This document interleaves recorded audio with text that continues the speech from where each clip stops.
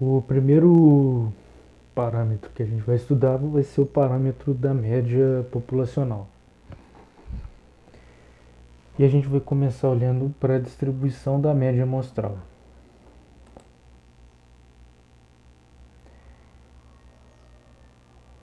Então, quando a gente vai selecionar amostras numa população, por exemplo, se a população tem n elementos, e a gente vai selecionar amostras de tamanho n, o número total de amostras que a gente poderia selecionar seria n elevado a n, né? Que seria um número bem grande. Se a gente estiver realizando uma amostragem aleatória simples, que é o método que a gente mencionou na última apresentação, cada amostra teria a mesma probabilidade de ser selecionada. E cada amostra forneceria um valor diferente para a média amostral. Esse valor pode ser muito próximo ou muito distante da média populacional. Então a média amostral, né, também vai ter um caráter probabilístico, que vai ser gerado pelo caráter probabilístico da seleção das amostras. Então ela também vai ser uma variável aleatória. Então vamos começar a entender o que acontece com a distribuição da média amostral aqui num caso bem simples. Então imagine que eu tenho uma população de somente 5 indivíduos. E vai ser medida uma característica nessa população e resultou aqui nos seguintes valores.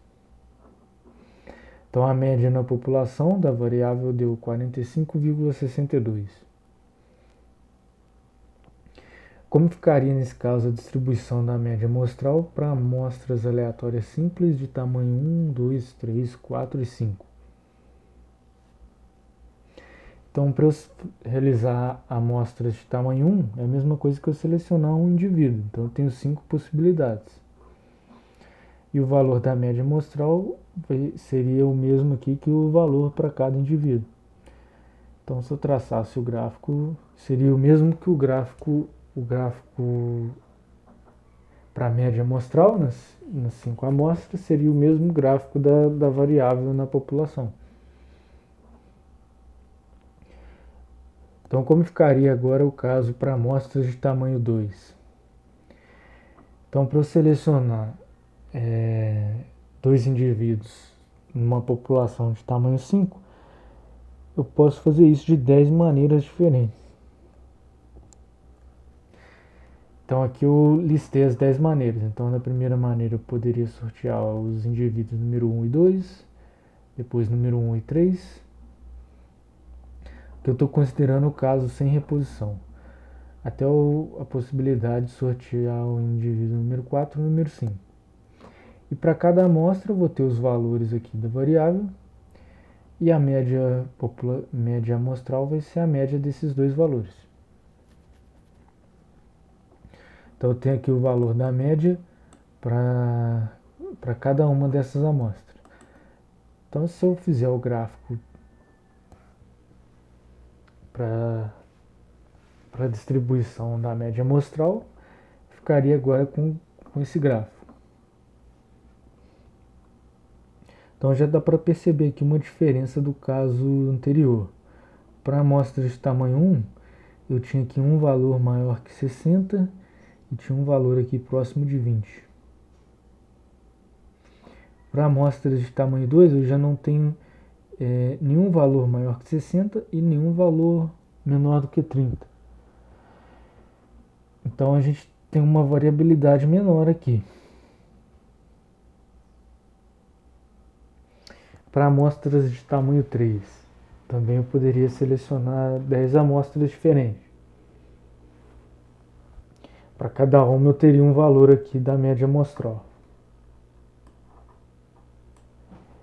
E aí se eu fizesse o gráfico aqui para essas 10 amostras, o gráfico ficaria dessa maneira. Então aqui a variabilidade diminuiu mais ainda. Para para amostras de tamanho 4, eu teria 5 possibilidades. Aí de novo, se eu fizesse o gráfico da média amostral, ficaria com esse gráfico e praticamente todos os valores ficam entre 40 e 50, bem próximos da média populacional, que era de 45,62. E o último caso, se eu pegasse amostra de tamanho 5, eu só poderia pegar uma amostra, e a média seria aqui a mesma que a média populacional.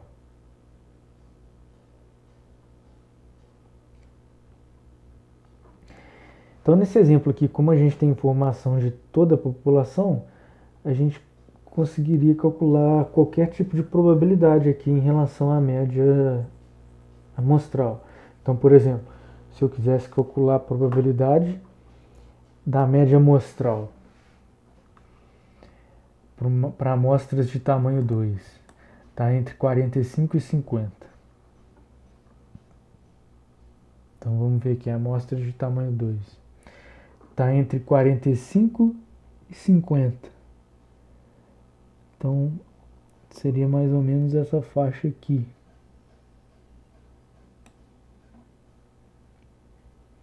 Então, somente aqui o valor da sexta e da 10ª amostra caem nesse intervalo. Então, cada uma dessas daqui teria probabilidade de 1/10 de ser sorteado. Então, a probabilidade lá para amostras de tamanho 2 da média amostral está entre 45 e 50, seria de 2/10. Nos problemas reais, né, em geral, a gente não possui os dados de toda a população. Então, como é que a gente faria nesse caso? Vamos primeiro fazer os histogramas de frequência para esses dados aqui, para entender melhor o que está acontecendo. Então, se a gente fizer o histograma de frequência para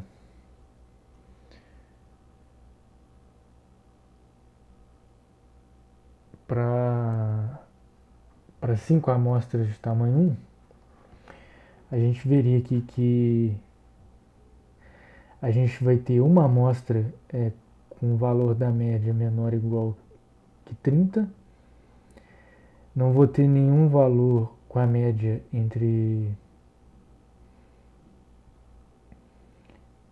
35 e 40. Vou ter dois valores entre 45 e 50. E vou ter um valor, quer dizer, entre 40 e 45. Não vou ter nenhum valor entre 45 e 50. Vou ter um valor entre 50 e 55 e vou ter um valor entre 60 e 65. Então vamos voltar lá para 5 amostras de tamanho 1. Então só vou ter um valor menor que 30. Vou ter dois valores aqui entre 40 e 45. Vou ter um valor entre 50 e 55. E vou ter um valor entre 60 e 65. Então seria esse histograma aqui. Se a gente fizesse o mesmo para as 10 amostras de tamanho 2, o histograma ficaria dessa maneira. Ou seja, os valores que estavam dispersos, eles começaram a se concentrar aqui, a ficar menos dispersos. Para as 10 amostras de tamanho 3, aí eles ficam ainda mais concentrados. E eles tendem a se concentrar aqui próximo ao valor da média populacional. Para as amostras de tamanho 4 e para a amostra de tamanho 5 eu só ficaria com uma amostra com o valor aqui da média amostral igual ao valor da média populacional.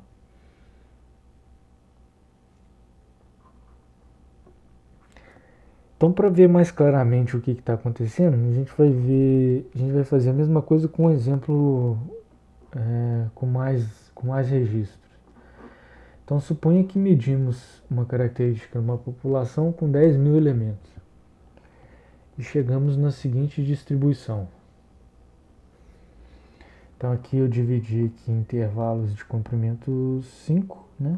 Fiz o histograma, fiquei com essa cara, para 10.000 valores. Então para esses 10.000 valores, a média da variável ficou 50,07 e o desvio padrão 9,94. Vamos realizar amostragens aleatórias simples para amostras de tamanho 1, 3, 5 e 10. Então esses dados aqui eles não são completamente inventados. Eu gerei esses dados aqui aleatoriamente aqui no computador. Então os valores dessa variável são os valores dessa coluna C aqui. Então para vocês verem, eu vou até o final lá da série, para vocês verem que de fato eu gerei aqui 10.000 valores. 10.000 valores. Aí o histograma ficou com essa cara. Eu calculei a média para os 10.000 e o desvio padrão para os 10.000. Então vamos realizar amostragens aleatórias simples. Então o que eu fiz? Eu sorteei aqui 1.000 amostras de tamanho 1. Então aqui, ó, eu sorteei 1.000 números. Então o número sorteado está nessa coluna, na coluna A, e o valor correspondente está na coluna C. Então, por exemplo, aqui eu sorteei o valor 52. Eu vou voltar lá na variável, olhar aqui na lista o valor 52, deu 68,8 e coloco o valor correspondente aqui. Então é uma amostragem aleatória simples. Então sorteei aqui 1.000 amostras de tamanho 1. Então se eu fizer o histograma aqui dessas 1.000 amostras, eu fico com o histograma com essa cara aqui. Ou seja, na realidade bem semelhante ao histograma da variável na população. Só que nesse caso aqui, para as 1.000 amostras, a média dos valores das médias amostrais deu 49,89 e o desvio padrão deu 10,12.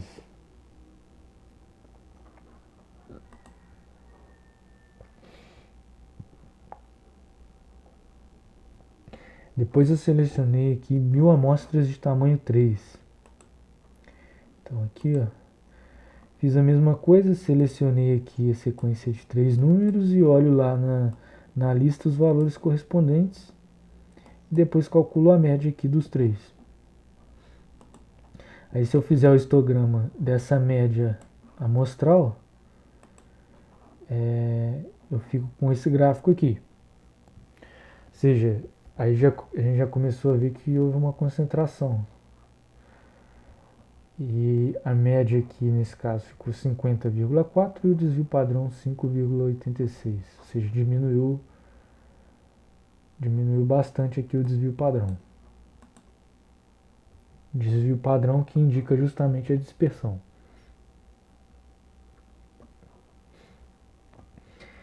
Depois eu selecionei 1.000 amostras de tamanho 5. Então tá aqui, ó.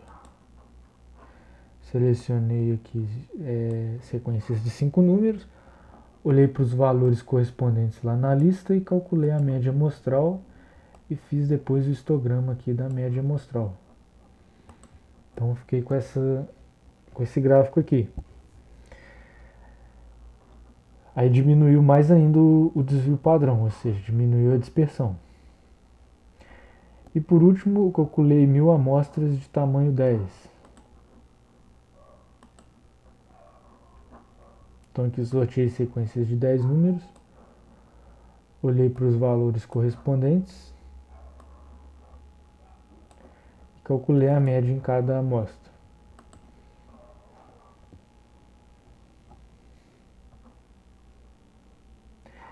Então se a gente comparar aqui os 4 casos, né? Então de novo aqui a gente vê que os valores estão se concentrando aqui próximos ao valor da média populacional.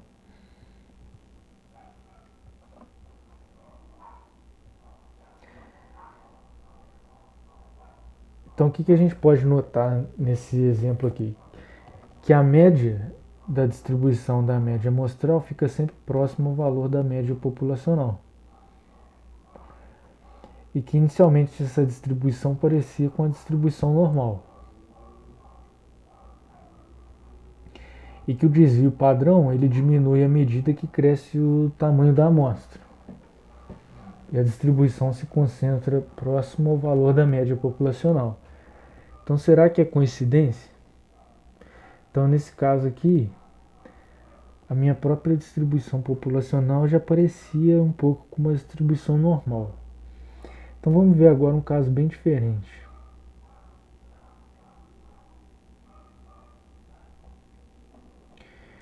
A gente já tinha visto antes na parte de inferência que a média amostral para amostra de tamanho n é uma função da distribuição da população. Se a população tem média μ e variável sigma e variância sigma ao quadrado, a distribuição da média amostral nas amostras de tamanho n deve ter média μ e variância sigma ao quadrado sobre n. Isso a gente já viu.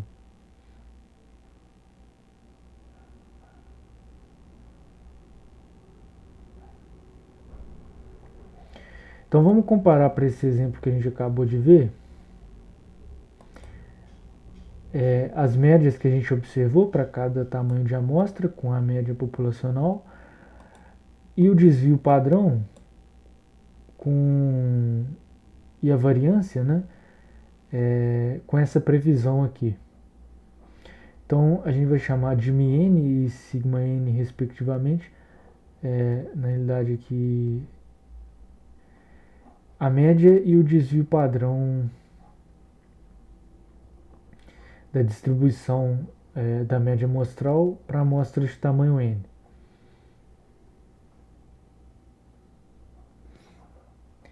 Então, para amostras de tamanho 1, a média deu 49,89, ou seja, bem perto de 50,07. Para amostras de tamanho 3 e tamanho 5 também ficou bem perto a média. Só para amostras de tamanho 10 que ficou deu uma diferença aqui de aproximadamente 2 unidades. Então, mas de maneira geral ficou sempre próximo aqui da média populacional. Agora vamos ver o que acontece com o desvio padrão.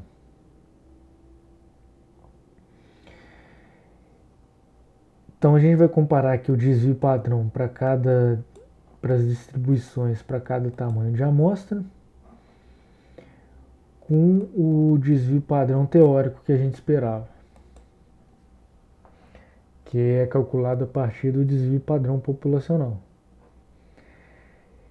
Então, para a amostra de tamanho 1, o desvio padrão que a gente calculou ficou 10,12 e o valor teórico seria 9,94. Para a amostra de tamanho 3, o desvio padrão ficou em 5,86 e o valor teórico seria 5,74.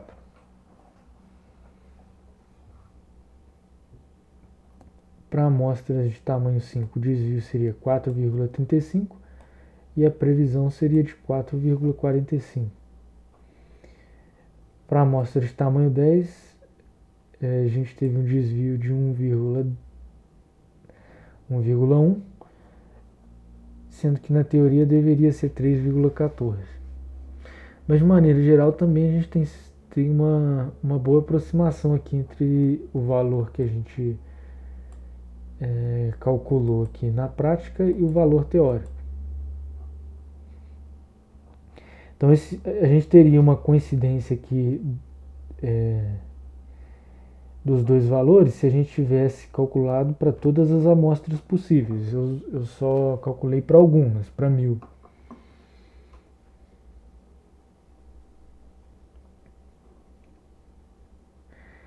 Então a gente já viu também que se a variável populacional tem distribuição normal, a distribuição da média populacional também vai ser normal. Então nesse exemplo que a gente acabou de ver, a distribuição populacional era muito próxima parecia muito com uma distribuição normal. O que aconteceria se ela fosse bem diferente tivesse uma cara bem diferente da normal?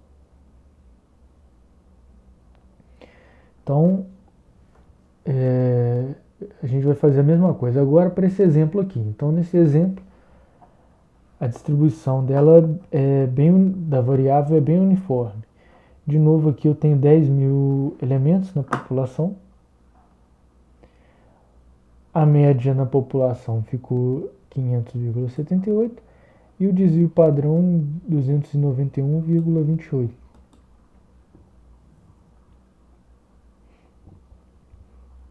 Então aqui a distribuição ficou bem diferente da distribuição normal.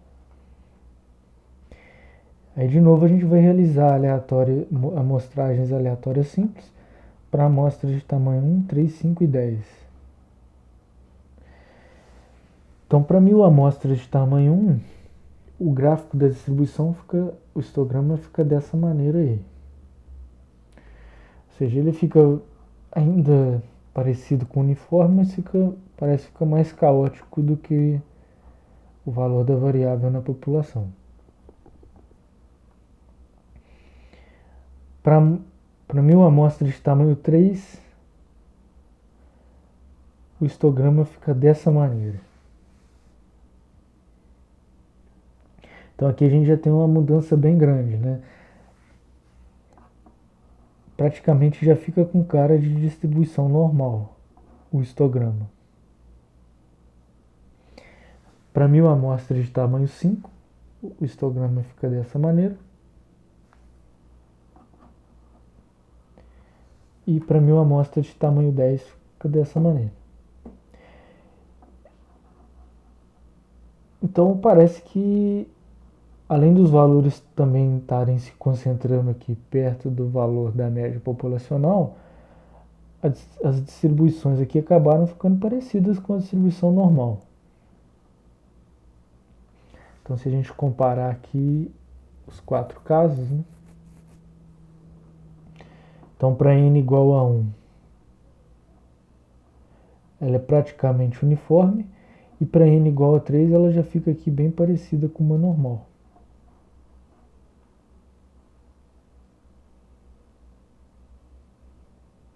Então nos dois casos a gente observou o mesmo comportamento para a distribuição da média amostral.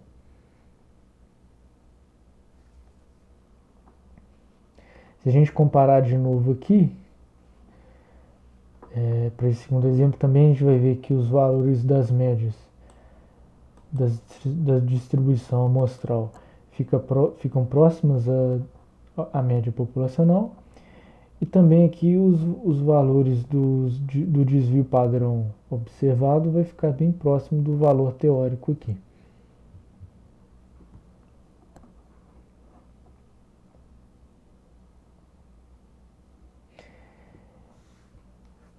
Então esse comportamento vai depender do tipo de distribuição que a gente tem na população.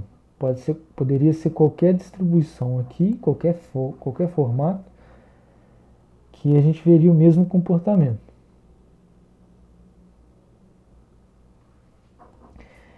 E essa propriedade é conhecida há bastante tempo. Na realidade, Desde o início do século XVIII, alguns cientistas já começaram a utilizar essa propriedade para aproximar probabilidades. Formalmente, esse resultado só foi provado no início do século XX e hoje ele é conhecido como o teorema central do limite. Como é que a gente poderia enunciar? Se a gente tem aqui uma sequência de variáveis aleatórias independentes e com a mesma distribuição, com média μ e variância sigma ao quadrado,